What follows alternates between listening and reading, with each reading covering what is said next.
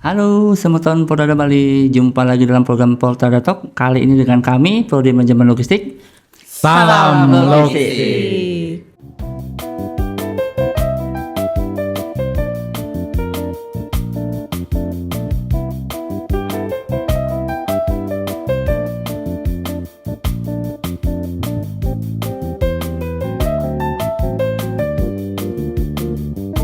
Oke, perkenalkan saya Putu Diva. Saya merupakan salah satu dosen dari Prodi Manajemen Logistik bidang transportasi. Kali ini kita akan membahas tentang apa sih Prodi Logistik itu, seperti apa sih Prodi Logistik itu.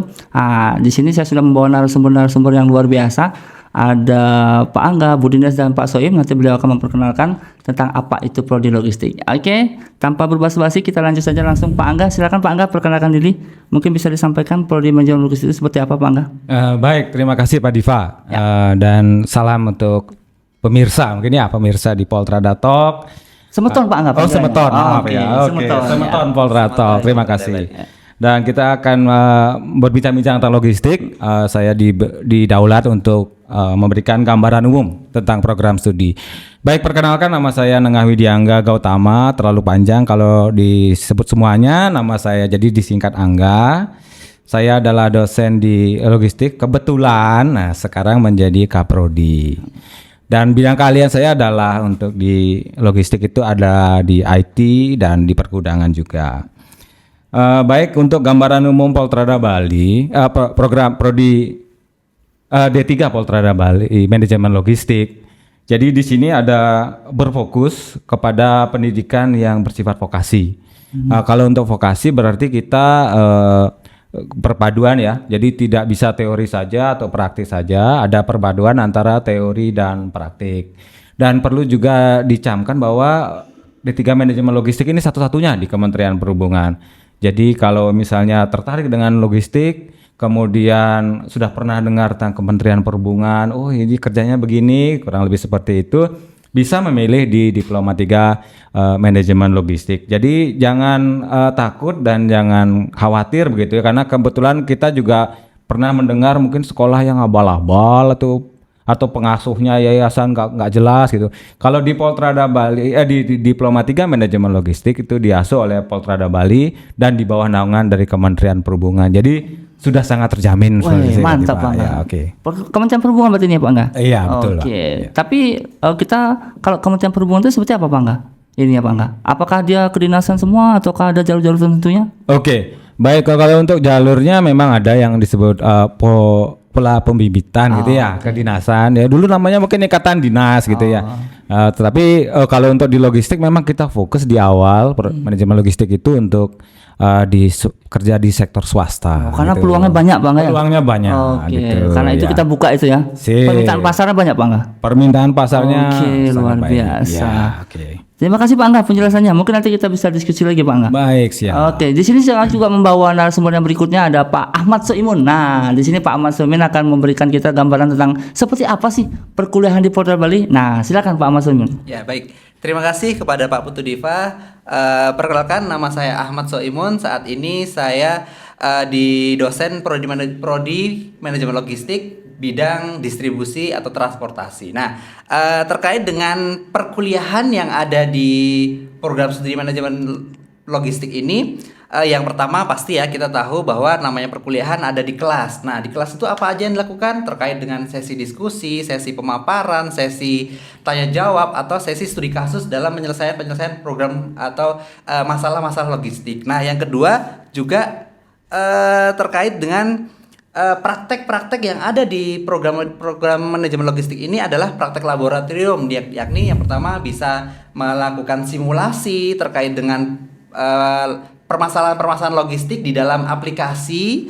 Nah, selanjutnya juga ada praktek lapangan. Praktek lapangan di sini untuk mengetahui, mengobservasi seperti apa sih permasalahan di lapangan, seperti apa sih permasalahan yang ada di dunia logistik, angkutan barang dan terkait dengan supply chain management contohnya Pak. Nah, selain itu, paling terakhir nih kita saat ini juga menerapkan yang namanya kuliah Project Based Learning atau PBL. Nah, apa itu Pak Soim? Nah, PBL ini jadi mahasiswa menyelesaikan proyek real di mana terkait dengan permasalahan yang ada di perusahaan logistik, lalu juga ada permasalahan-permasalahan di dalam dunia yang berhubungan dengan transportasi. Nah, ini adalah salah satu ide yang dicetuskan oleh Pak Direktur kita nih. Nah, terbaru ya. Jadi kuliah di sini bukan hanya di kelas ataupun di lapangan atau terkait dengan di laboratorium saja, tapi juga ada langsung di dunia industri. Berarti nggak ngebosenin gitu ya Pak Sim ya? Betul sekali. Nah, selain itu Pak, kita setiap tahun itu juga ada yang namanya adalah KKL atau KKL itu kuliah kerja lapangan. Seperti apa KKL yang itu? Dilaksanakan di dunia industri. Kita melihat, observasi, melakukan kunjungan terkait dengan bidang-bidang yang berhubungan dengan angkutan logistik, angkutan barang. Nah, selanjutnya di tahun terakhir mahasiswa itu juga melakukan magang. Di sini tertarik Pak, ada di dunia industri, ada juga di dunia perusahaan. Kok gabung berarti ya combine-nya. Kombinasinya seperti ada magang 1, magang 2 nanti di dunia industri, dunia ada juga di dunia pemerintahan seperti apa.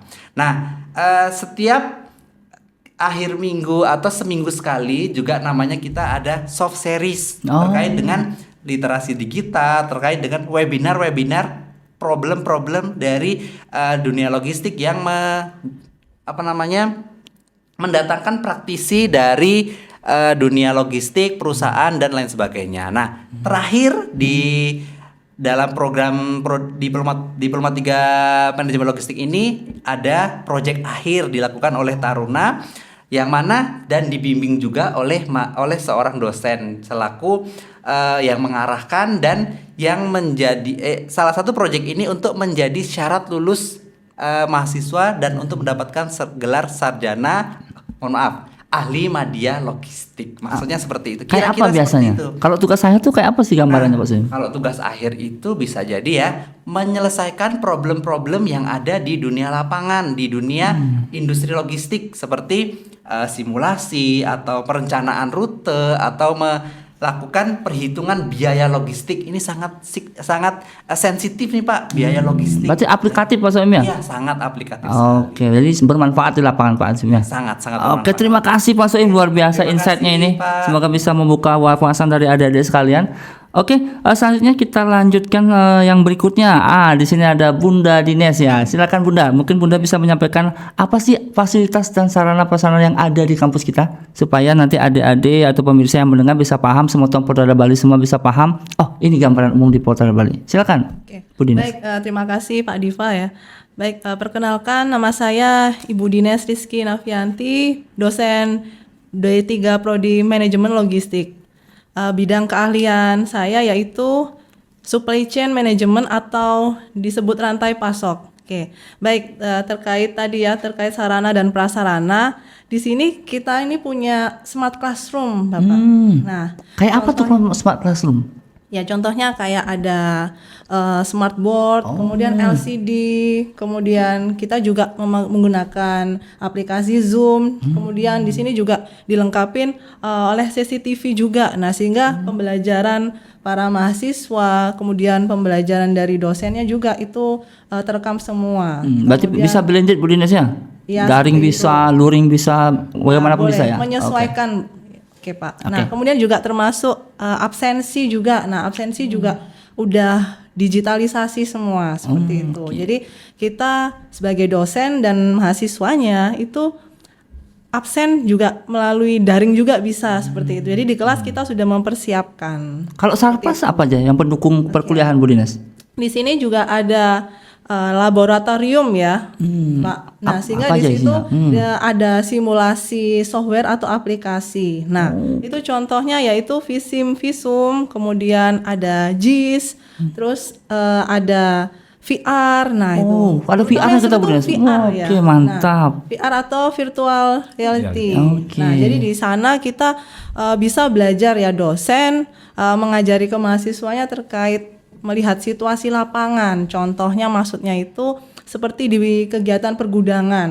Nah, di situ ada bongkar muat barang, kemudian tata letak barang-barangnya. Itu kita seolah-olah kayak jadi supervisor. Berarti kita nggak harus ke lapangan ya? Nah, iya. Bisa lihat dari VR itu ya? Betul. Wah, luar biasa. Oke, Bu Dines. Kemudian selanjutnya kayak di simpul-simpul bongkar muat angkutan barang nih. Ini juga bisa ditunjukkan juga di gambar 3D tersebut ya, kayak misalnya di pelabuhan, bandara, kemudian terminal dan stasiun. Jadi Oke. kita seolah-olah emang tahu kegiatan aktivitas logistik tuh di sana seperti apa. Berarti intinya kalau hujan badai di luar kita masih tetap bisa belajar di dalam gitu ya.